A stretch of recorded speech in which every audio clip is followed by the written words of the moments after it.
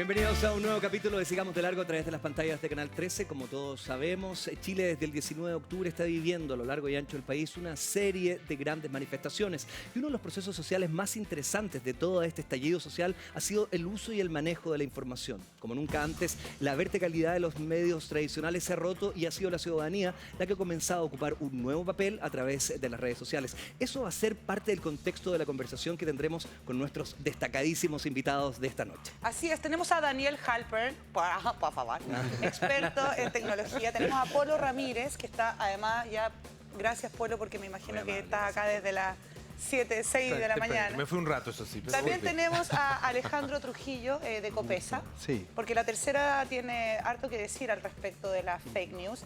Y a Claudia Godoy, que no resiste ningún tipo de análisis porque es una tremenda periodista. O sea, ¿qué más podría decir yo de ella? Sino el honor de tenerte en el programa. Que también es profesora de la Católica, eso Sí. podrías decir. Que también es profe de la Católica, Sí, en comunicaciones, profesora también. También es profesora de la Católica. Gracias a los cuatro por estar aquí en días tan complicados. Queremos también invitarlos a ustedes a participar a través de nuestras redes sociales con el hashtag Chile Despertó en SDL. Así de simple. A ver, ¿qué les ha parecido a ustedes este fenómeno puntual, el del uso de la información en estos días tan agitados de octubre en nuestro país? Comenzando por ti, Claudia. Bueno, yo encuentro que no es extraño Ajá. que las redes sociales y los videos que aparezcan sean parte de la información que está recibiendo la gente, utilizando la gente, porque ya lo veníamos viendo en todo tipo de información. Hoy día es mucho más importante quizás tener esa información y también es mucho más importante que nosotros podamos filtrar cuál es real y cuál es no real, porque la gente se empieza a llenar de muchos inputs y de muchas rabias que a lo mejor no tendrían que ser. O sea, un arma de doble filo. Es un arma de doble filo, porque está bien, estamos sobreinformados, pero a veces no estamos bien informados. Ahora, es interesante que la ciudadanía ha ocupado un papel muy activo, ¿no? Desde que partieron estas manifestaciones, el flujo de información ha sido muy poderoso. Cada uno de ustedes tendrá una experiencia con aquello. ¿Qué te parece a ti, Daniel? ¿Cómo observas este fenómeno en tu condición de experto en redes sociales? No, o sea, no sé si experto, por lo menos he Académico, estudiado el investigado. fenómeno. Yo creo que hay dos temas que son relevantes. El primero es un altruismo. Yo creo que hay excelentes intenciones por parte de personas que le quieren contar al resto lo que ellos están viendo y están viviendo o sintiendo. Eso es muy Oye, bueno. fui a la marcha, me pasó esto, vi Claro. acá carabineros o detenidos y ponen en su vida hoy día que el teléfono, ¿no es verdad?, de cómo ellos perciben el mundo y lo quieren contar al resto. Y la verdad es que hoy día tienen la herramienta muy buena para colectar información, pero no solo eso, sino que también para compartirlo. Claro. Y tenía el canal privado, ¿no es verdad?, como puede ser el WhatsApp familiar de los amigos, compañeros, etcétera. Y después tiene la salida al mundo, que son las redes sociales tradicionales. Eso es un altruismo, yo creo. Sí, pero ¿qué pasa? Por ejemplo, Polo, nosotros que tenemos hijos, lo estábamos conversando recién ahora en mi camarín. Yo siempre le digo a mi hijo que lo que él tiene en la mano es un arma muy positiva, pero al mismo tiempo que puede generar mucho dolor. En el caso de los niños ya hemos hablado hasta el hartazgo del bullying y eso, claro. pero en situaciones como esta que está viviendo Chile, ¿cuánto tenemos que mirar nuestras redes sociales? ¿Qué porcentaje de lo que vemos es real? A ver, yo creo que en este fenómeno que estamos viviendo se está demostrando que la información tiene mucha importancia para algo que yo creo que se está manifestando con mucha claridad. La ratificación, la constatación, la afirmación de lo que yo pienso. Ok. No estoy solo en esto. No, más que eso. Las convicciones de las personas están muy asentadas en esta situación, muy asentadas, muy definidas. No hay nadie que, ni viendo la tele, ni recibiendo un WhatsApp o viendo una imagen en Instagram, vaya a modificar radicalmente o profundamente su opinión. Simplemente va a seleccionar. Es que es lo que te decía yo, de no una estoy manera- solo porque lo que yo siento lo estoy viendo también en... Sí, pero lo estoy viendo con gente que piensa como Exacto. yo. Y lo estoy compartiendo con gente que piensa como yo. Por lo tanto, voy reforzando las ideas que ya tengo y que son ideas en algunos casos preconcebidas, en algunos casos equivocadas acerca de la realidad. Y en la información, yo lo he visto en cabros, en los cabros, lo he visto en mis hijos. ¿Ah? Cuando llegan mis hijos me dicen, mira papá, mira este video. Claro. Mira este video, mira lo que están haciendo. Sí, sí, sí. Yo le digo, a ver, ese video está manipulado. ese video Es un montaje. es un montaje, o es simplemente una edición tan ajustada de la realidad que está finalmente transformando radicalmente la realidad. Entonces, la respuesta es, bueno, pero si ustedes en la tele hacen lo mismo. Pero hay una distinción. Hay una distinción. ¿Y cuál es esa distinción, Alejandro? Porque tú, junto a Copesa, el diario La Tercera y Canal 13 han comenzado una campaña para intentar limitar los bordes imprecisos de esta información. ¿Por qué les nace a ustedes la urgencia de llamar, no solo a los medios, sino también al público en general, a tomar conciencia de este amplio abanico que se mueve alrededor de la información? Bueno, lo que nosotros estamos haciendo en La Tercera no es muy distinto a algo que realizan también en general los medios de comunicación tradicionales, que es periodismo, básicamente. Y esto en momentos como de crisis como el actual es importante quizás ponerlo sobre relieve, en el sentido de que está muy bueno que la gente tenga acceso a información por distintos canales, que los medios de comunicación ya no tengan el monopolio de la información, por supuesto, tampoco de la generación de conversaciones, pero existe algo que se llama periodismo que trabaja sobre la base de una metodología, sobre la base de herramientas, sobre la base de tiempos, sobre la base de contrastes de información, que es muy valioso para sopesar el origen de una información. Porque como decía Polo, efectivamente yo creo también que vivimos tiempos donde se ha exaltado mucho el valor de la opinión. Todo el mundo desea expresar su opinión y eso está muy bueno. Todo el mundo quiere tener una opinión. Lo relevante es aportar datos o hechos concretos sobre los cuales fundamentar una opinión. Claudia, quería preguntarte eso porque, insisto, cada persona que tiene un teléfono es un potencial denunciante, periodista, paparazzi. Claro, es un medio. Sin embargo, por ejemplo, en mi caso, que no soy periodista, yo voy y grabo un video en una marcha. El periodismo tiene una responsabilidad de chequear que ese video que subí yo o que subió cualquier persona sea un video real, claro, que ocurre en el tiempo en que yo lo estoy subiendo, porque yo contaba hoy día en Pauta, a mí me tocó vivir fuera y mostraban imágenes de Chile en el año 85, pero eran del año 73. O sea, las fake news existen hace mucho más tiempo de lo que pensamos. Entonces, ¿cuál es la responsabilidad del periodismo versus una persona común y corriente que graba un video en una marcha? Bueno, en el fondo lo que hacen todos los canales hoy día y los editores de las noticias es recibir esos videos, chequear si realmente son reales o no, porque es muy peligroso tirarlo a través de este cañón que es la televisión, porque una cosa es lo que está en redes sociales y es tu grupo el que lo ve, tú mismo te vas reafirmando con ese video y todos, como dice el Polo, esto es así, y tú lo miras y dices, no es tan así. Entonces, la obligación de nosotros como periodistas es chequear que lo que está ahí es real. O sea, es la verdad de esa persona, pero a lo mejor está tomada desde su verdad y no desde lo que realmente está ocurriendo. Es que no necesariamente como tiene que operar alguna mala intención de una persona. No estoy hablando de una mala intención, es mi verdad. Es un impulso, es una pulsión. Es una pulsión y hoy día estamos realmente llenos de pulsiones. En estos días han sido más de emociones que de hechos y datos. A mí me parece, cuando leo el Twitter o veo las redes, hay mucha desinformación de lo que realmente ocurre o cómo estamos nosotros como país legalmente, nuestros rayados de cancha. No saben lo que es un estado de excepción o por qué había un toque de queda. Las nuevas generaciones eran... Claro. ¿Y qué es lo que hay que hacer? Nunca habían vivido aquello. Nunca habían vivido. Entonces, la obligación nuestra es informar qué es y en qué rayado de cancha estamos viviendo. Daniel, a ver, con respecto a esto, ¿se podría entender el fenómeno social que estamos viviendo sin estas nuevas tecnologías, sin esta nueva forma de comunicación entre la ciudadanía? Sí y no. Sí y no. Para mí, la fake news representa una estrechez de mente absoluta. Ya. Donde básicamente yo veo el mundo de una forma. La realidad no se acomoda a como yo lo veo. Por lo tanto, en vez de adaptarme a esa realidad, cambio la realidad. La adapto. La adapto a como yo pienso. Pongámonos, no nos vayamos a la actualidad, vámonos 4 o 3 años antes. Okay. Soy una persona, esto no reconoce bandos políticos, pero sí extremos. Soy una persona, por ejemplo, muy de derecha. Veo que el país, con la presidenta Michelle Bachelet, estaba pésimo. Este país no puede estar así. Seguro que la presidenta es alcohólica o está depresiva.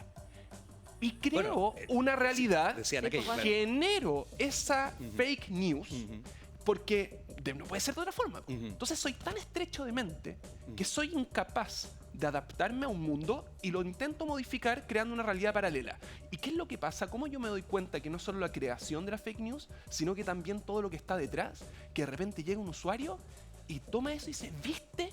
Yo te dije que esto no Lo que podía decía ser Polo, así. yo sabía, Pero yo te dije que... Pero hoy día esto no es gratuito. A ver, si uno observa todo lo ocurrido con Cambridge Analytics y la forma en que han operado el uso de la fake news en las últimas elecciones en diversos países del mundo, uno podría decir que hoy día existe también una estrategia de comunicaciones que tiene que ver con ciertos objetivos puntuales.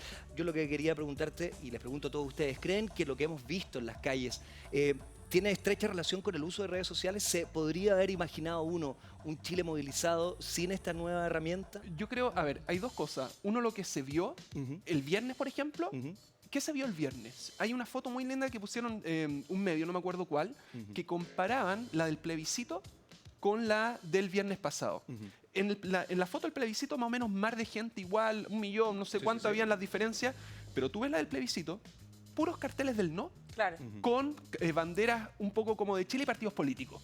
Ves hoy día, las pancartas son todas distintas, Claro. porque Cada cada una de persona esas... pidiendo lo que... Lo que su mundo, mi forma de ver el mundo, quiero que me lo cumplan de esa forma. Y eso es lo que muchos analistas dicen que está complejo, porque no hay un petitorio, no hay un No, porque, desarrollo, es en todo es imposible responder a En las el programa demandas que hicimos de ayer, 100.000 personas. Nuestra querida Mali, a quien le mandamos un besito grande, Sí, que ya un se beso quedó grande, cuidando Mali. a su hijo.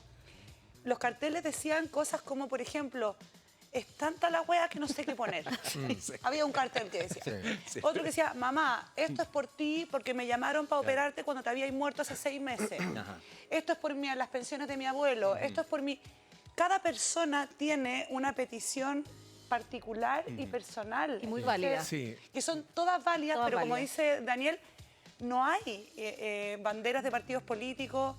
La bandera que más se vio es la bandera chilena, por supuesto, y la bandera mapuche. Yo creo que este es un proceso más allá de lo informativo y más allá de las herramientas que se usan para no solo informar, sino que relacionar a las personas, ¿ah? Porque no hay que olvidar que hoy día la información y la comunicación se está realizando a través de teléfonos celulares, que son móviles, que son personales y que convierten a cada individuo en, al mismo tiempo, un receptor y un emisor de información. Por supuesto. Entonces es un sujeto mucho más activo.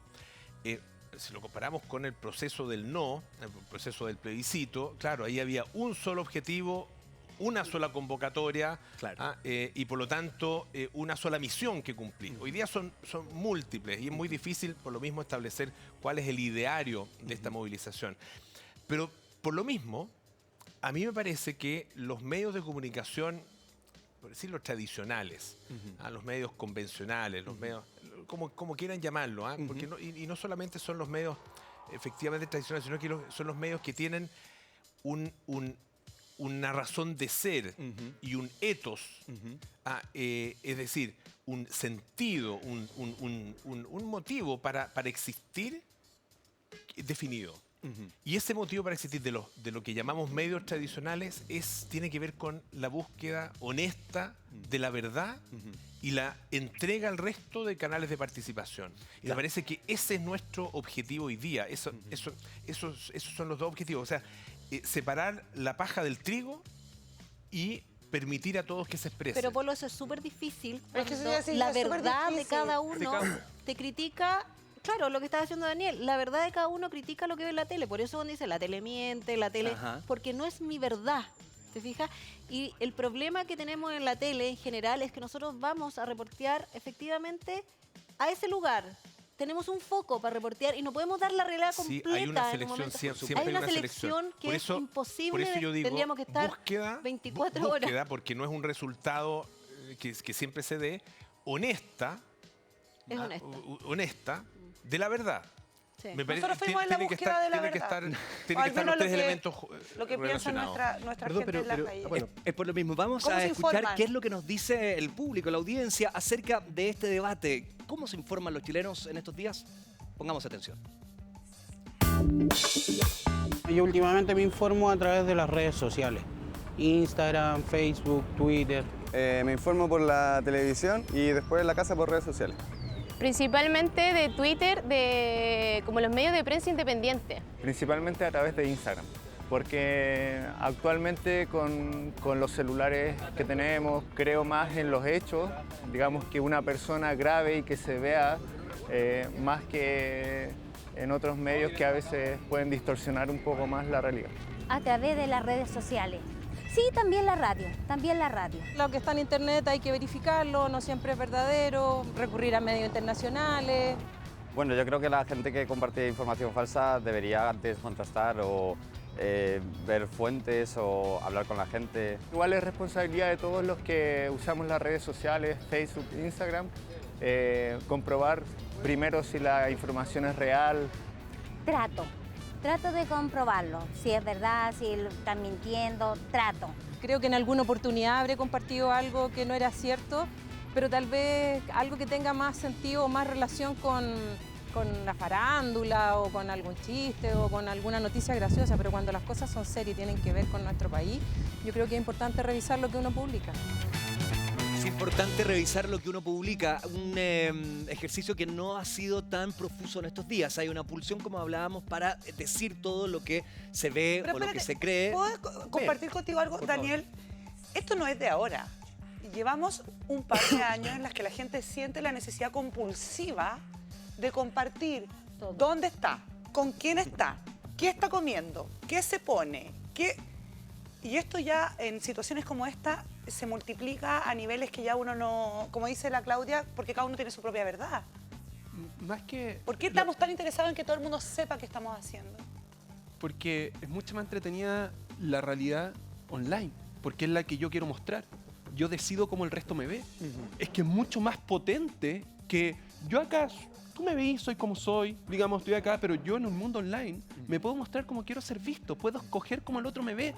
Es ridículo que la gente esté en la marcha y en vez de estar preocupado en la marcha, está preocupado en los teléfonos, en lo que comparten, en lo que ve, mira cómo sale. O sea, explícame el fenómeno. Tú estás en una marcha, debe ser increíble, yo no fui, pero la sensación de estar con miles, ¿no es verdad?, de personas, estar como uno unido y en vez de estar enfocándome en el otro, estoy conmigo mismo en mi teléfono, porque es imposible. Todo lo que se compartió... Y poniéndole filtro también, porque me claro, tengo que para ver verme bien. mejor. Entonces, no estoy haciendo una crítica hacia esa persona. Estoy tratando de explicar un fenómeno donde yo soy más importante que el resto. Es la lógica de la selfie. ¿Pero qué porcentaje de la gente banaliza esa marcha de más de 1.200.000 personas, según tu humilde opinión? No es banalizar, es que yo me quiero mostrar, la selfie tiene lógica en función de cómo yo estoy delante al resto, el yoísmo. Que la marcha tiene lógica porque yo estuve acá y yo la vi y yo te quiero compartir esa experiencia. Entonces, todo lo que es el colectivo, todo lo que es, digamos, el grupo, pasa a un segundo plano y yo me pongo sobre ello. Entonces, esa Daniel, lógica individualista... ¿Cuánto de esto es por lo que se está luchando hoy día en la calle? Porque hoy día se está luchando por el colectivo y por dejar atrás este individualismo, este es mi ISAPRE, Yoísmo. mi AFP, mis cositas, ráscate solito con las uñitas, pero cuando queremos hablar del colectivo seguimos estando en mi celular, en mi mono. ¿Es posible armar el colectivo, estos cabildos de que tú estás hablando, cuando sigo pensando en mí primero? Yo creo que hay una diferencia entre el individualismo y una persona individualista. ¿Ya? Una persona individualista es yo en función de un grupo. Entonces, ¿cuánto yo apoyo o puedo aportar a un colectivo? En cambio, el otro es yoísmo. Y entonces, desde un paso a lo otro, es muy importante hacer la diferencia y ojalá empujar para que la persona se pueda integrar en un contexto, porque mal que mal la democracia es el gobierno de la mayoría y yo tengo que estar inserto en un grupo. Empujar también para que se generen nuevos discursos que uno quiere dirigir, y en eso también volvemos a la idea del fake news, de esta noticia falsa que modela pensamientos. ¿Cuán intenso ha sido el ejercicio o la penetración de estas noticias falsas en la realidad contingente nacional en estos días? Bueno, es súper intenso y llama la atención como el éxito que tiene una fórmula que es, como decía yo antes, es muy antigua, que es como tratar de contrastar datos, que es el periodismo clásico. Lo que pasa es que uno pone periodismo al servicio de no de una pauta específica que la define el medio, sino de las conversaciones que se generan espontáneamente en la opinión pública, sin mala intención a veces, porque la gente no tiene las herramientas, no tiene los recursos, no tiene una metodología como para determinar cuando algo es verdadero o falso. Y Pero por tanto, ¿qué pasa cuando un medio tan prestigioso como el diario La Tercera tiene que salir a desmentir una información? Es que, bueno, pero solo déjame terminar la pregunta con mucho respeto. Una información sobre venezolanos y cubanos infiltrados en las manifestaciones. De quema de los Y el diario sale ferries. a aclarar esto, lo que se agradece, porque mejor ponerse colorado una vez, dice mi papá, que amarillo. ¿Cómo se vive eso en la edición de un diario de circulación nacional? Cuando decís, Cresta, no constatamos la información, no la chequeamos lo suficiente. ¿Cómo lo vivieron ustedes al interior del diario? Aporta a la discusión sobre los medios de comunicación, creo, porque nos ayuda a visibilizar lo complejo que es la tarea de hacer periodismo. Reiterando lo anterior, la gente tiende a ver, no sé, a un periodista de televisión, un encuadre determinado y piensa que lo que ocurre es solo lo que se ve en la pantalla, pero hay una serie de procesos que ocurren y que no se ven. Y por eso que ayuda a la conversación. Un medio de comunicación no solo tiene herramientas, personas y metodología para trabajar esto, sino que también, y me hiciste la pregunta antes de que yo mismo me pudiera hacer cargo. Suelo ser una acelerada. También, y eso también es una diferencia con las redes sociales, tiene que ser capaz de generar mecanismos de autocorrección. Y eso no lo tiene alguien que postea una red social.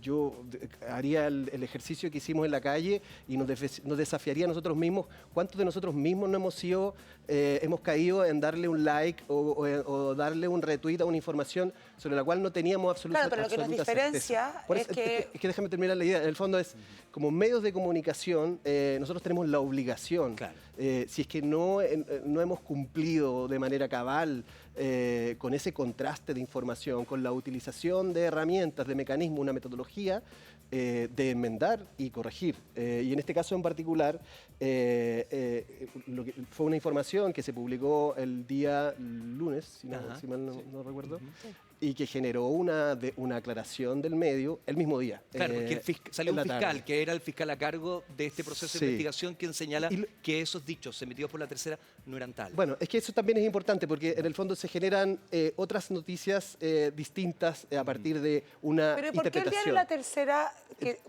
que hizo esto con informaciones de alguna parte, me imagino? Es que habían varios No dice antecedentes, quiénes estaba la fueron las carta de la OEA. personas que dieron la información. En el fondo, uno como medio de comunicación, y eso también ha cambiado. Digo, uno como ciudadano para saber. No, de acuerdo. Quiero decir, es relevante también porque un medio de comunicación se tiene que hacer cargo no solo de lo que estrictamente publica a través de sus artículos, sino también de lo que se interpreta de esos artículos.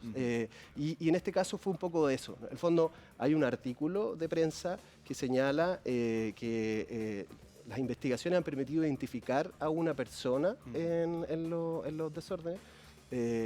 Y que hay un informe de inteligencia que habla que ya está confirmado la participación de ciudadanos extranjeros en manifestaciones violentas. Y cita un informe. Ese informe existe, es un informe real y es un informe sobre el cual La Tercera ha hecho una aclaración y lo que ha dicho es que quizás cometió un error que no debió haberlo publicado sin haber contrastado información de inteligencia. Esto es muy importante porque es muy sano también que un medio pueda establecer que ha cometido ciertos equívocos en el proceso. Recuerdo Canal 13 cuando en 2003 hace un mea culpa acerca del uso y el manejo de la información durante los periodos de la dictadura en nuestro país. ¿Qué te parece cuando un medio también enfrenta sus debilidades en estas materias? A mí me parece que es indispensable que lo hagan, que lo hagamos. Todos nos equivocamos. Y somos, en general, los medios de comunicación y los periodistas los que estamos apuntando con el dedo y señalando quienes en la sociedad no están haciendo bien su tarea. Es cierto. O se están equivocando.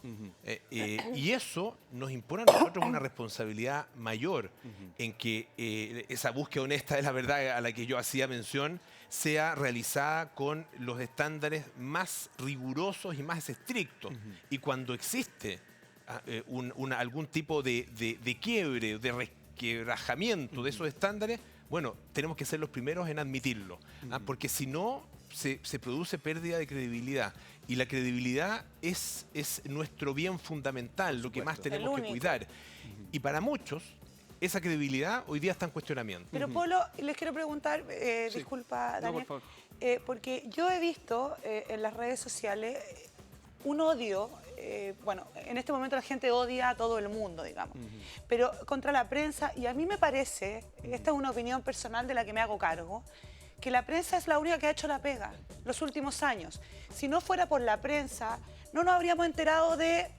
Prensa, equipos periodísticos. Me refiero a los periodistas, a los camarógrafos, a la Claudia, a Polo. Están así. Entonces, ¿por qué la gente... ¿qué espera la gente, crees tú? ¿Que mostremos todo? Mostremos, digo yo, como si fuera periodista, pero ¿no te parece injusto que la gente la agarre contra los periodistas? No por la siguiente razón. Escuchaba a Alejandro Aravena, el arquitecto, que hacía una muy buena descripción del oasis chileno. Y él decía, el oasis chileno existe. Chile es un oasis. Sí, de alguna u otra manera. Porque existe un primer mundo enquistado dentro de un gran desierto.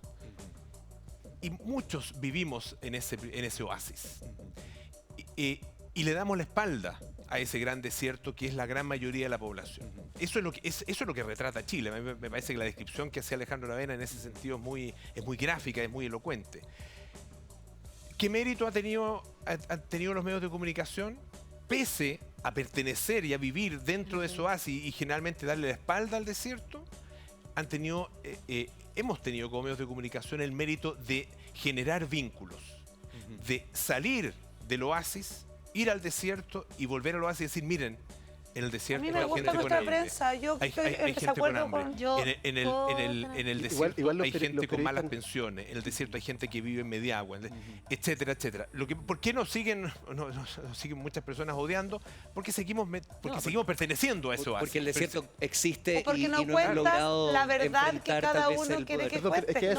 No cuentas tu verdad, pero yo creo, y voy a defender un poco el gremio acá, como decía el Polo, como decía la Fran, nosotros durante muchos años, yo en este canal, recuerdo en el programa Contacto, nosotros salíamos al desierto, como dice el Polo. Íbamos a mirar y le poníamos a los políticos en la cara todas las cosas que estaban pasando en la sociedad y se las poníamos en 70 minutos, que eran como unas verdaderas películas que finalmente hacíamos, porque eran... meses y meses investigando los grandes y los graves problemas de vivienda, de desigualdad, de niños en AME, a mí mínimo hablar acá del viaje, de abuso, de salud, de remedios. Tele 13 hace poco el tema de los remedios. Por ejemplo, Ramón Ulloa con un gran trabajo. Con un gran trabajo. Los abusos de la iglesia. Los abusos de la iglesia. Nosotros hemos puesto sobre la mesa muchos temas, pero muchos temas, que los oídos sordos, y perdónenme los políticos, pero fueron bastante sordos, ¿ya? De todos los lados, porque esto, efectivamente, llevamos varios años. No sé si decir 30 o decir 47, porque dan ganas de decir 47, claro, ¿ya? Entonces, en el fondo, nosotros hicimos la pega, tratamos de hacer la pega, pero efectivamente, como dice el Polo, volvemos a entrar y a veces decimos las cosas que a la gente no le gusta o no era completo lo que... Siempre uno termina como... Nosotros terminamos súper frustrados cuando salimos al aire, muchas veces, porque tenemos que decir en cierto tiempo una cantidad de cosas que nos gustaría decirlo todo, pero al menos decimos algo. Esa sensación nos queda. Igual la pega del periodista no es como no es agradarle necesariamente a la gente. Si no, ¿en qué nos diferenciaríamos de esas personas que retuitean o postean cosas? O de alguien que hace relaciones públicas. Solo por lograr un retweet. Es una pega como dura. Y a veces como que puede sonar como injusta porque muchas de las, por ejemplo, de los temas que están en el centro del discurso del descontento son temas que han sido puestos en la discusión pública por los medios de comunicación, los casos de corrupción, Por supuesto. que fueron profusamente abordados por los medios de comunicación, los temas de la iglesia, temas de desigualdad, en fin. Hay otros temas que efectivamente quizás han tenido explosión por otros canales. Pareciera que en el estándar o en la situación que estamos viviendo hoy día en Chile, el estándar crece, la exigencia es mayor. ¿Cómo se reconstruye en estas confianzas? Yo según creo, tu impresión, Daniel. Dos cosas también para poner un poco los medios y pasar después a tu pregunta. Yo creo que una de las crisis, de las peores crisis que estamos viviendo hoy día, es justamente por el rol de los medios. Voy a tratar de explicar. Okay. Cuando yo voy y me informo por las redes sociales, tengo gente que me está diciendo que los anarquistas están rompiendo y quemando todo el país, que hay que ponerle bala a todo. Y por otra parte, tengo una información que dice que hay que todos los de derecha son corruptos, son ladrones, que establecieron y que se necesita un pacto social ahora nuevo porque esto ya no da para más, se viene una serie... Una cosa muy polar en general en ambos bandos. Absolutamente. Entonces, ¿qué es lo que yo tengo? Estoy como loco, porque le digo, chuta, ¿qué hago?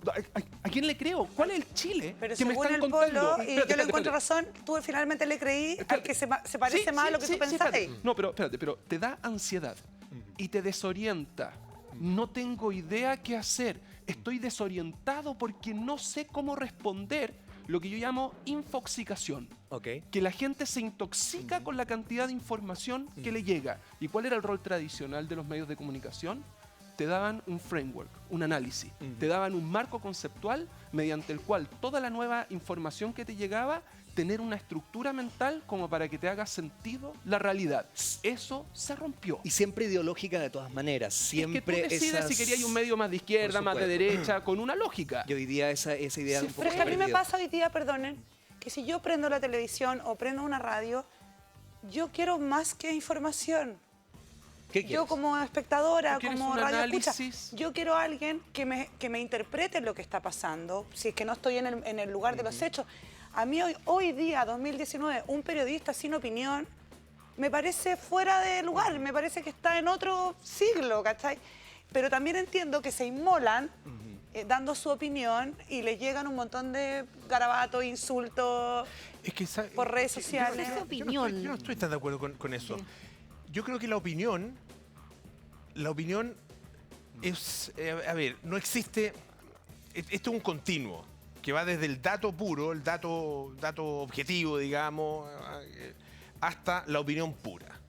Y nos movemos siempre en ese continuo. A veces un poquito más para acá, otras veces un poquito más para allá, más cerca de la opinión, a veces más cerca del dato. El rol del periodista, a mi juicio, no es entregarle y ponerle... la carretera al auditor. No es imponer tu opinión frente al otro.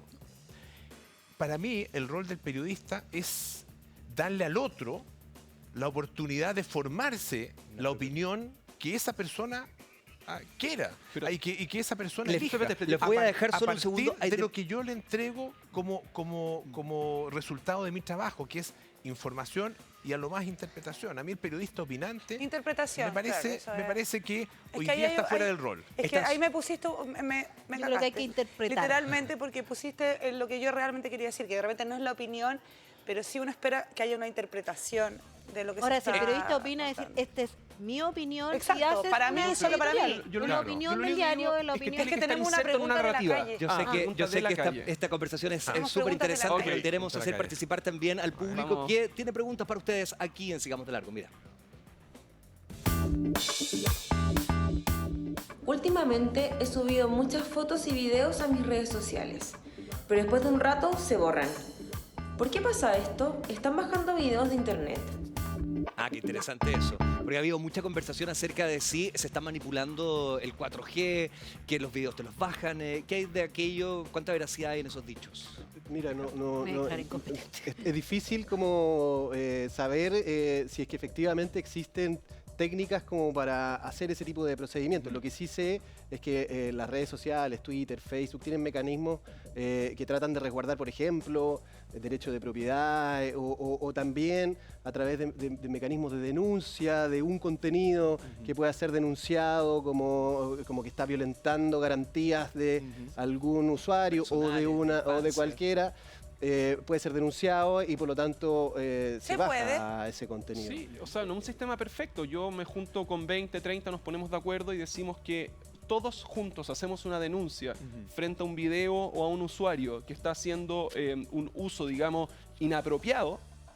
Por supuesto que pueden llegar a bajar ese... ¿Pero qué se considera un uso inapropiado? Por ejemplo, si hay que alguien ver las sube un denuncias. video de una protesta que termina en las peores condiciones, digamos, con gente baleada, qué sé yo. Eso es una información real, pero alguien podría juntarse y decir que esa persona está haciendo una apología a la violencia y entonces hay que bajar ese video. Entonces, claro, ¿qué es lo que hacen, por ejemplo, estos típicos videos de asesinato?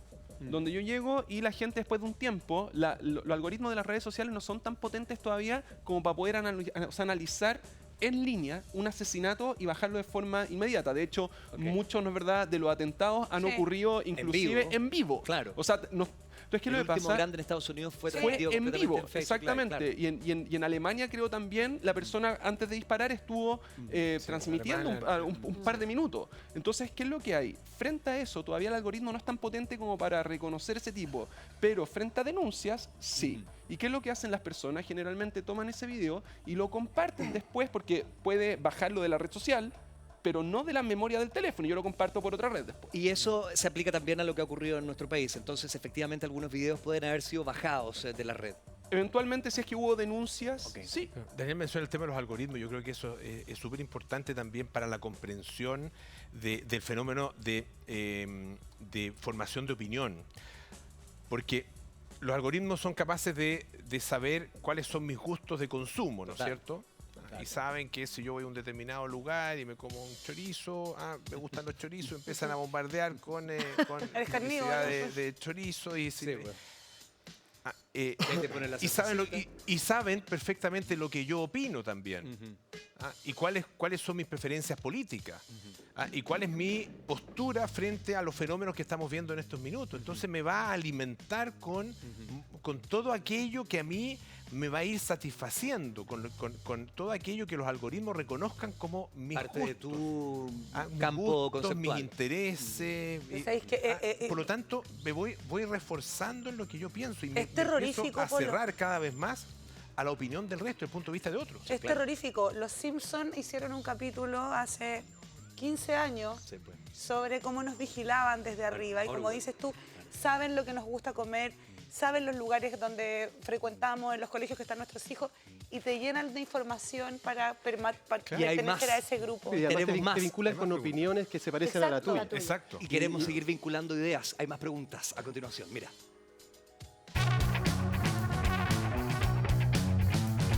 Hola, ¿cómo puedo saber si las noticias de internet son noticias falsas? Claudia, ¿qué nos dirías?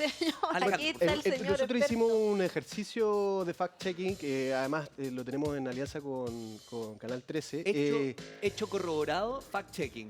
Exacto. No es un ejercicio nuevo, esto existe, lo hacen los medios de comunicación en el mundo, es poner un equipo de periodistas de investigación a tomar, es decir, ya no con foco en una pauta determinada, sino a buscar las informaciones que circulan en redes sociales y que están impactando las conversaciones de la ciudadanía.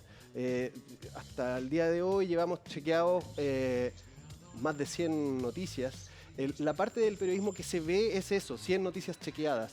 Pero para que una noticia sea chequeada, uno tiene que haber revisado miles de otras. Es decir, no es llegar y hacerlo. Ya, pero ¿qué pasa si yo soy una persona común y corriente? Que no pertenezco a un conglomerado. ¿Quieres hacer tú mismo el chequeo de la ¿cómo veracidad chequeo de la yo si la información? información es real o no? Tres grandes grupos de noticias falsas. Ustedes pueden tener quizá y podemos ir complementando. El primero es cuando te sale una información que es burdamente falsa, como por ejemplo que lo puso Canal 13 copia el logo, copia la forma y uno Cambia una ve letra. y entonces ve y tiene que revisar la fuente. Esa es la una más cuenta simple de todas. parodia. Hay un canal 1313. Sí, Claro, Hay una entonces, radio cooperadora. Claro. Ahora, yo también diferenciaría entre aquellos que son parodias, que quieren como reírse un poco o Sí, con sí, un claro. tono humoresco, Sí, sí. y también cuando te quieren efectivamente tergiversar hechos para cambiarte tu opinión. Esa es la primera, yo diría. La segunda es mucho más complejo. El segundo tipo que yo veo de noticias falsas... Eso sería una revisión de fuente. La Una primera- revisión de fuente. Claro. Revisión de fuente. Claro. que están Exactamente. siempre- sí, claro. El segundo tipo de noticias falsas, que se mencionó acá un poco, que es mucho más complejo, y el tercero aún más. El segundo yo diría que es cuando llega una persona y graba, por ejemplo, voy a poner un ejemplo, pero va para los dos lados nuevamente, cómo respondió Carabineros, que uno lo ve solamente no cómo respondió, sino cómo lo que hizo. Y no muestra... En verdad, o sea, esconde parte del relato, ya sea en imágenes o en video, y solamente muestra lo que va con su visión de mundo. Tira una molotov y la molotov rebota en el furgón, no es verdad, de Carabineros, pero pareciera como si el furgón de Carabineros tiró la molotov y yo digo, tiraron Carabineros una molotov.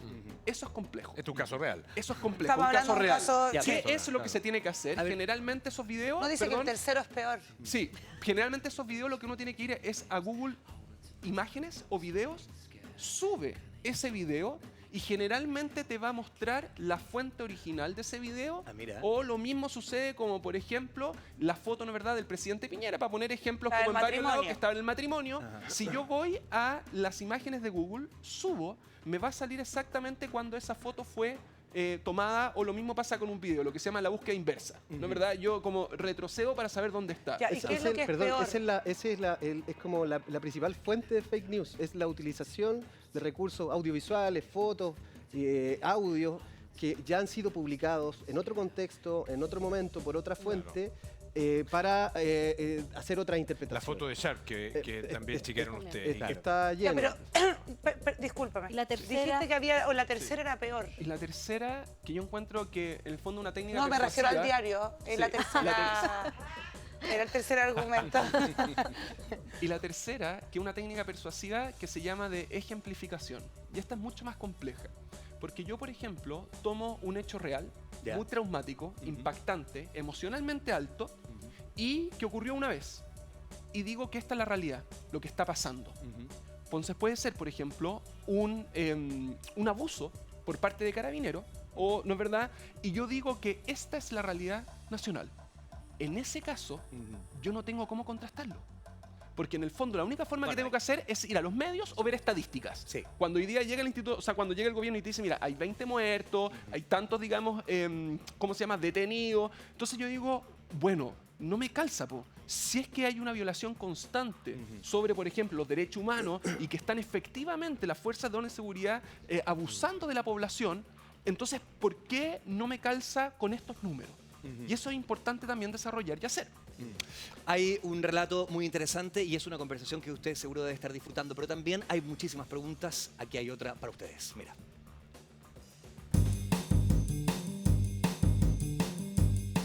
Hola, me han llegado videos muy fuertes en redes sociales de todo esto que está pasando. Una pregunta, ¿por qué no los he visto en televisión? Ahí está, súper interesante, porque estos días ha sido una batería enorme. Me imagino que a cada uno de ustedes les han llegado uno tras otro. ¿Qué es lo que observas tú frente a aquello y la distancia o la cercanía que ha tenido la televisión con respecto a este uso de imágenes?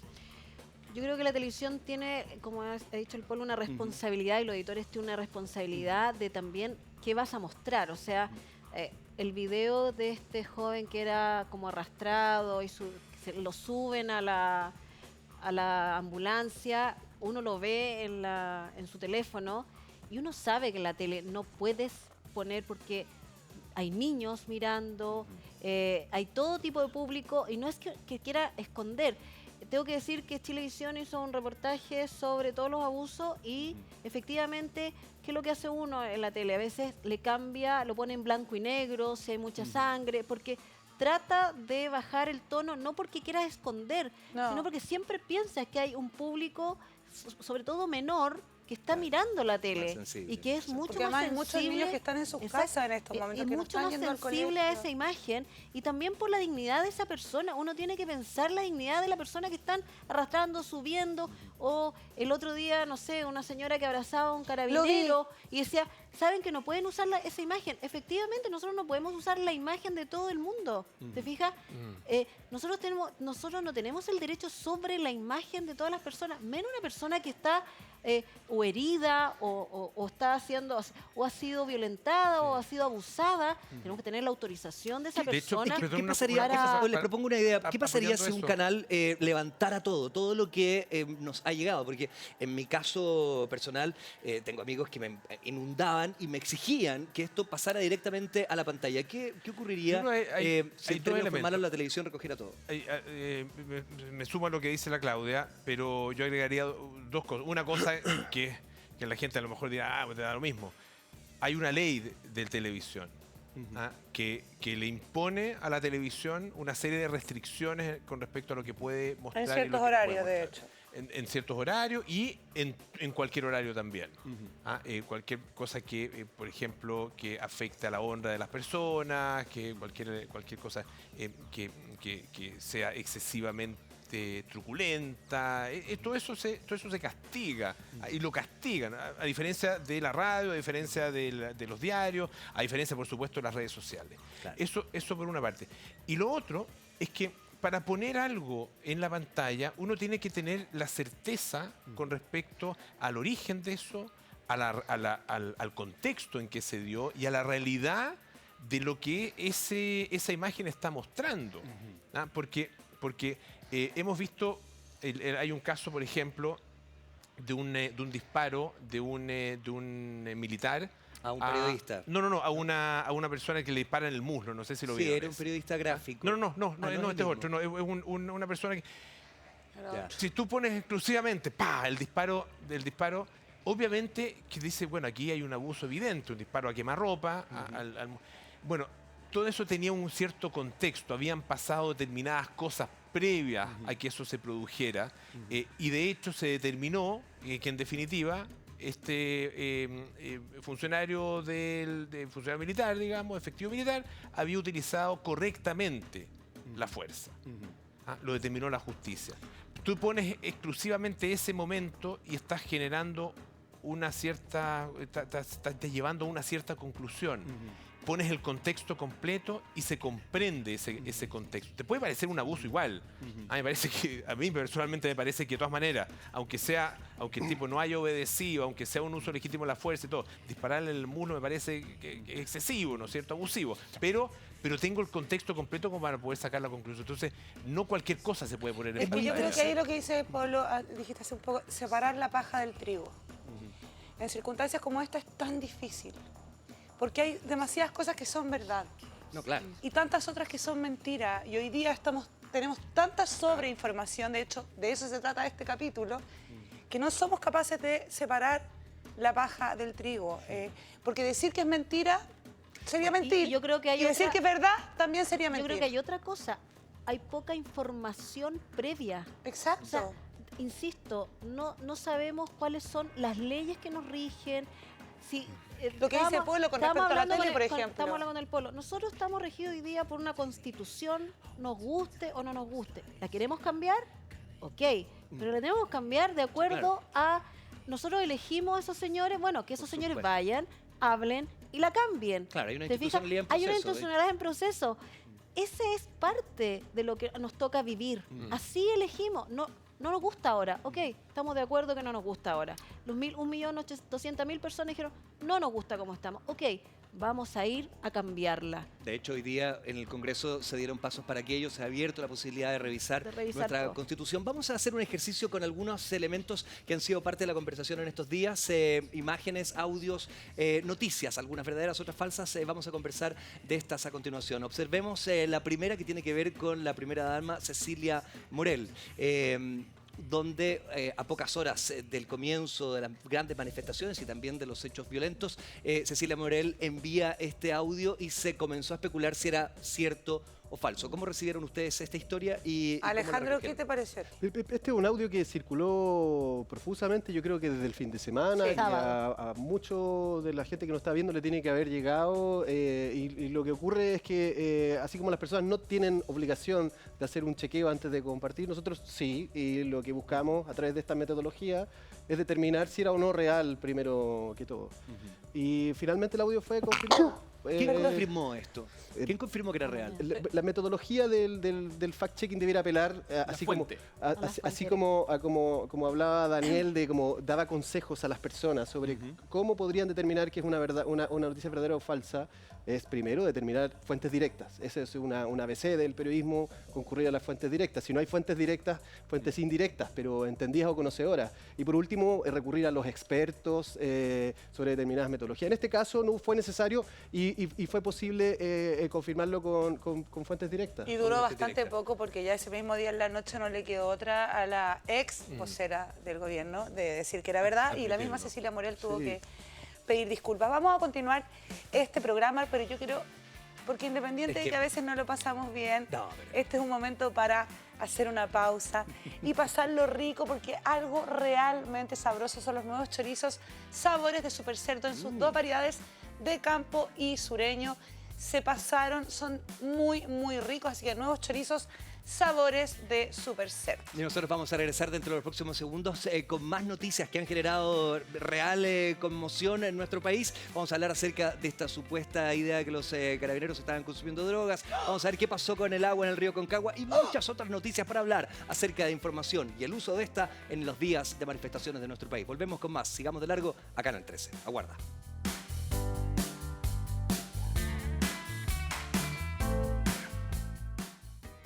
Les doy la receta con la que sorprendo a mis amigos. Los ingredientes son pimentones de colores, cebolla y, por supuesto, los nuevos chorizos Sabores de Super Cerdo de campo o sureño. Háganlo a la plancha o a la parrilla. ¿Se les hizo agua a la boca? Es que están demasiado ricos. Todos van a querer probar este picoteo y tenerlo en sus casas. Grandes sabores. Nuevos chorizos Sabores de Super Cerdo.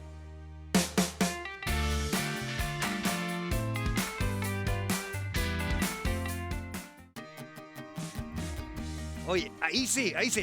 Me tienen que perdonar, pero como buen dueño de casa, es mi deber sorprender a mis invitados. Como pueden ver, estoy listo. Me luciré con esta tabla junto a los nuevos chorizos Sabores de Super Cerdo. Pruébalo usted también y disfruta sus dos variedades, chorizo de campo y sureño. Grandes sabores para compartir con los que más te importan. Nuevos chorizos Sabores de Super Cerdo.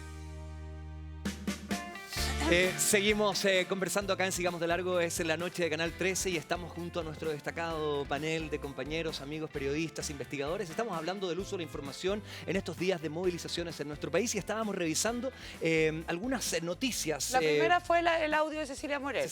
Que no iban a invadir que los era verdadero. Claro, que era verdadero y acreditado por la mismísima fuente. Yo lo primero que pensé era que buenas amigas tiene. No, es que sabéis que...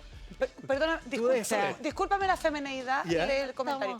Pero ¿qué clase de amigas le filtran eso? ¿Qué clase de chat tiene uno que no puede mandarle a la amiga? Sí. Sea lo que sea. Y tu amiga te lo filtra. Bueno, Cecilia cambia de amistad. Ahora tal vez alguna amiga consideraba que esto debiese ser público, quién sabe. No, Tal vez era una pésima amiga. Pasó lo que pasa siempre. La amiga se la mandó a su otra mejor amiga confiando en que esa otra mejor amiga no se le iba a mandar a nadie, pero ella tenía otra mejor amiga no se lo y cuenta a nadie. Y lo subimos todos. ¿Cómo se llama eso, Polo, en jerga popular?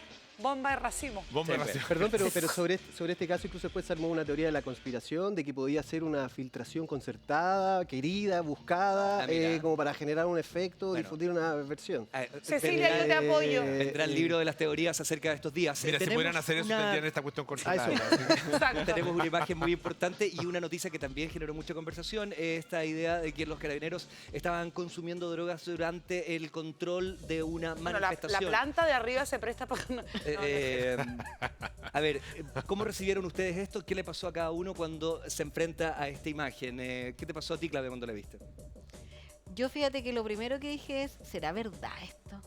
Porque siempre pienso, ¿será verdad o no? Por supuesto, uno tiene que plantearse la duda. Claro, y habría que chequear. Se veía Esa es una mala. deformación periodística. Una deformación periodística, pero se veía mal. No se veía muy bien. ¿Y cómo se chequeó esto desde la Porque lo tercera? chequeó la tercera. De la misma manera que lo anterior, ahí se recurre a fuentes directas, fuentes indirectas y expertos. Se investiga sobre la metodología que utilizan los carabineros cuando tienen que tratar de contrarrestar los efectos de las lacrimógenas. Y ese tipo de prácticas, el uso de una suerte como de mentolatum es una práctica que se utiliza, por lo tanto la versión experta validaba la versión oficial. Ahora, Hay una investigación en curso. Exacto, eso quería decir. En el fondo lo que uno hace es tratar de poner periodismo a una coyuntura, en un momento, y con la información que está disponible hasta ese momento, pero ciertamente hay una investigación en curso. Pero en este caso no podemos hablar de fake news porque Sí, está en pero yo creo que hay investigación. un problema mayor acá. Yo creo que hay un problema de la deslegitimidad de todas las instituciones. Okay. ¿Te fijas? Que viene de hace rato. Que claro, que viene hace rato. Entonces tú dices, hay una investigación en curso, pero si esa verdad no es como la que me gusta a mí, porque yo quiero que sí sea así, vas a decir, no, los jueces no están o los fiscales no investigaron bien y ta. Claro, eso ya es desde la interpretación de la ciudadanía. Porque todas las instituciones no están validadas. O sea, tú no crees en nada. Yo hablaba con mis amigas periodistas y le dije, ¿se dan cuenta que no han ido a buscar la cuña de la iglesia como hubiésemos ido a buscarla hace Sí, claro. 10 años atrás? Hay razones para aquello. Y hay razones para aquello, pero buenas razones. no, o sea, no hay legitimidad de nadie, no hay un ente ético de valores que nos ¿Y pueda sabes juntar en algo. Una cosa que es tan importante esto, de lo que estamos hablando, que sobre todo cuando uno lo mira desde el punto de vista del respeto a los derechos humanos. Porque en Chile sabemos de eso, sabemos de violación a los derechos humanos. Sí, pues. La sola acusación de que han existido violaciones a los derechos humanos es de la máxima gravedad y creo que uno no va a terminar de ponerle, de dimensionarlo y no podríamos llegar a exagerar en eso. ¿Por qué? Porque este proceso que estamos viviendo tiene similitudes con otros procesos que Chile ha vivido. Por supuesto. Y durante esos primeros años, esos primeros meses, después del golpe militar, se escondieron, se negaron, se ignoraron las violaciones a los derechos humanos. Por lo mismo, por eso es tan importante que pongamos el acento ahí, y no vamos a exagerar en eso. Pero al mismo tiempo hay que, tal como dice la Claudia, tratar de confiar en alguna de las instituciones, creerle a alguien, porque si no le creemos ni a Carabineros, ni a la Fiscalía, ni a los Tribunales de Justicia, ni a la Corte Suprema, ni al Instituto Nacional de Derechos Humanos, bueno, no le creemos a nadie, ¿no? ¿Dónde quedamos? Yo tengo un punto que comparte eso, pero quiero agregar un tercer factor que es determinante. Hace 5 o 4 años, no me acuerdo, se dijo que unas bencineras no iban a tener benzina por un WhatsApp. La gente dice, no, ¿cómo tú vayas a creer esto? Se agolparon. Esta bencinera respondió 4 o 5 horas después con un comunicado. Hace 2 años se avisó un avistamiento de un tiburón en Cachagua. Cerraron la playa. Y hace poco hicieron lo mismo con un hospital y un montón de cosas. ¿Y cómo puede ser? Y ayer, después de todo lo que sucedió, en la mañana empezó a circular una fake news que el metro había subido 30 pesos que lo habían hecho en el horario temprano. Ahora, la pregunta o el comentario es el siguiente. Ustedes me pueden creer que nosotros hemos hecho varias guías, varios manuales, el protocolo, te tiran una fake news, como institución tienes que responder de forma inmediata. Inmediata. Todavía no hay protocolos. El mundo cambió a lo digital. No hay protocolos? La gente se informa en las empresas, en las instituciones. Si es que a mí me están tirando una fake news... El metro se demoró 9 horas en corregir o sea, no había subido la tarifa. En informar que no en había... informar, o sea, ¿cómo en no hay- desmentirlo. El protocolo es, hay que entender lo siguiente, la lógica informativa, por más que estemos en un canal de televisión, principalmente hoy día es digital, como lo dijo la gente en la calle, que muchos se informan por las redes. Entonces, si a mí me tiran una fake news por el mismo canal, en un tiempo que no sea más de 30 minutos, yo tengo que responder por el mismo canal. Si fue por YouTube, por WhatsApp, por WhatsApp. Claro que sí. Si eso no existe todavía, No. estos eventos van a seguir O sea, sucediendo. si en el mundo gubernamental han tenido los tropiezos que han tenido en términos comunicacionales, ¿qué podemos esperar de muchísimas empresas que deben ajustar protocolos? Sin duda. Vamos a ir a una tercera información. El apoyo es el regreso al agua del río Aconcagua, que es una información que también corrió en estos días, con muchísima semana era como hablar del Bombo Fica, era como sospechosa esta cosa, ¿no? Resumamos la cuestión. La gente pensó que esto era un milagro. O que Ya, por miedo quedó la algunos cagada en abrieron Chile los- y volvió el agua. Eso es una noticia verdadera, Claudia. Es una noticia verdadera, Alejandro. O sea, de un día para otro el agua salió de donde no existía nunca. Sí, o sea, ahí se juntan como realidades con interpretaciones. Y ahí tiene que ver con los contextos y con la información que no se ve y que alguien tiene que tener tiempo para ir a buscar. Efectivamente, el cauce del río se vio drásticamente modificado de un día para otro, apareció el agua de un día para otro, pero que no tenía que ver con el tema de las movilizaciones, sino con una serie de medidas que se venían tomando ya incluso previamente, como para hacer que el cauce de las aguas fuera... Entiendo que los fines de semana, Exacto. Sergio, Sí, un acuerdo de las juntas de vigilancia. Así es, las juntas de vigilancia. Bueno, uno de los activistas más importantes en estos días en el mundo de la legislación y de cómo se estamos ocupando el agua en Chile, Rodrigo Mondaca, tuvo que salir al frente a explicar también este proceso y comentaba que el 11 de octubre, en un relato en el que estaba el Ministerio de Obras Públicas, donde estaban los dueños de estos terrenos y de los derechos de agua, ya se habían puesto de acuerdo para que el agua saliera durante los fines de semana. Fue una información que versó y dio pie para millones de comentarios. Ok. Repetido incluso por acá en el canal, por un alcalde que dijo, no, el agua milagrosamente volvió... Bueno, yo creo que ya había sido desmentido. Yo creo que ahí también hay una responsabilidad de quienes vienen a decir cuñas aquí a los canales. O sea, yo he escuchado unas barbaridades impactantes de autoridades, alcaldes, políticos, cifras. Estábamos con la Mónica Pérez y lo aclaramos al alcalde. Cifras, pero cifras increíbles que llegan y las sueltan. Entonces, y tú estás ahí, yo me imagino usted, o sea, hay que estar como con la cifra... 5 horas. ¿Cuántas horas uno estás se en puede vivo, equivocar? O sea, Son, claro, como Desde que 6 llegáis horas en y la media. mañana. Como 6 horas y media. Yo me despierto y contigo. uno puede... A las 6:30, 1:45. Hay que clarificar que era a través viendo la televisión. Y después, hasta la 1, está en el matinal. Sí, son muchas horas y muchas posibilidades de cometer errores. Mira, tenemos una noticia que también fue muy comentada y que ha dado muchísimo tipo de reflexiones.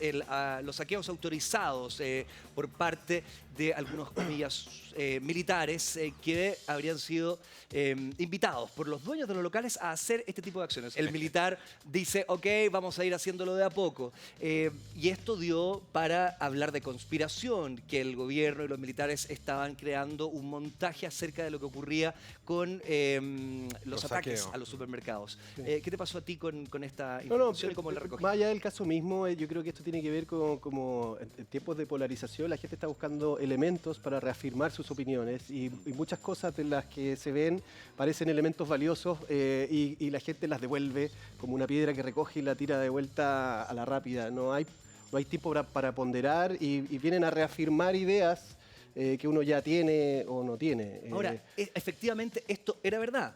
El dueño del supermercado autorizó a los militares a sacar que la gente entrase. Claro, pero no había había una orden institucional. Exacto, fue una solución, era imprecisa la información. Bueno, si te van a entrar a robar la casa, mejor que lo hagan organizado, güey, porque en serio. Que no te la hagan pedazos. Exacto, que no te hagan pedazos en la casa. Que, ok, si la gente necesita llevarse cosas, a mí no sé si estoy de acuerdo con la medida, pero me parece bastante avispado decir, si me van a quemar el supermercado entero, prefiero que la gente entre y lo hagamos... Claro, ahí había una falta de contexto en el fondo. El militar a cargo señala que sobre este punto, que no es parte del protocolo habitual del ejército, dice que efectivamente fue así, pero que también hay una investigación para aclarar finalmente los detalles de este proceso. Sergio, no es la única imagen que tenemos de algún militar o algún carabinero que en servicio, digamos, conversa con la comunidad y le dice, hay una imagen que le dice, por favor, manifiéstense pero no rompan nada, nosotros venimos a cuidarlo, los que juegan a la pelota.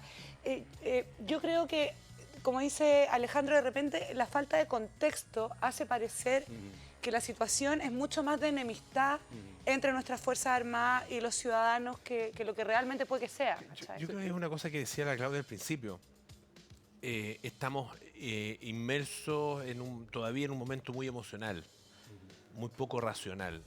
Y yo creo que uno de los papeles, de los roles que tenemos que cumplir los medios de comunicación es llevar esa conversación al ámbito más racional, para que lo que prime sean las ideas, los datos y los argumentos, y no las posturas previas, porque si no, la verdad es que no vamos a encontrar nunca un territorio en común para poder conversar. Ahora lo importante es que ha cambiado el escenario y que hoy día tenemos un nuevo contexto. Hoy día las redes sociales son parte de la conversación pública, no solo en Chile, sino del planeta.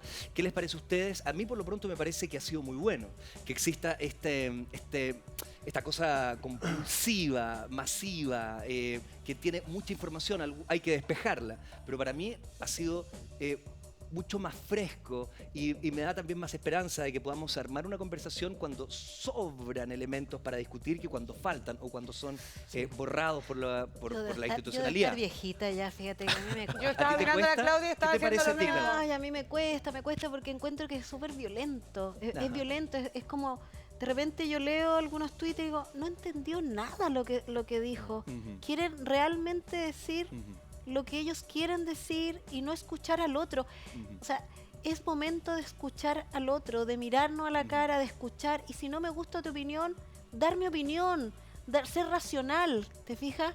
No, pero antes no había información. ¿No te pasa que el gran discurso de muchísimas personas que en Chile, por ejemplo, no tuvieron nunca idea durante años de los derechos, de los atropellos a los derechos humanos, tiene que ver esa con es una responsabilidad también de los medios, de a quién vamos a buscar? Hay que hacer las distinciones.